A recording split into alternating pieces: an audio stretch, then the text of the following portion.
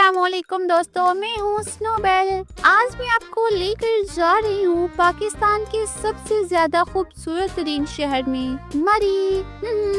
आज का सफर बहुत यादगार होगा।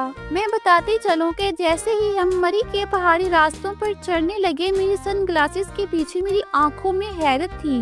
इतना प्यारा मंजर, हर तरफ हरियाली, धुंध और ठंडी हवा। कितना मजे का है ना सब कुछ। चलिए आप लोगों को दिखाती हूँ ताकि आप लोग भी इंजॉय करें।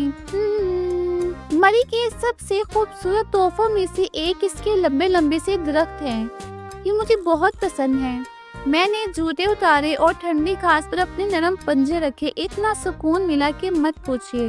ये जगह सिर्फ खूबसूरत नहीं बल्कि रूह को छू लेने वाली है। मैं तो कहती हूँ आप लोग भी जरूर चक्कर लगाएं मरी में। मरी के माल रोड पर वॉक करना एक अलग ही तजुर्बा है।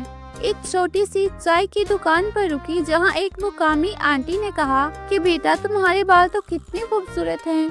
मैंने मुस्कुरा कर कहा कि आंटी ये मुझे अल्लाह ने दिए हैं। अब आया सबसे खूबसूरत लम्हा, यानी कि चेयर लिफ्ट पर बैठना।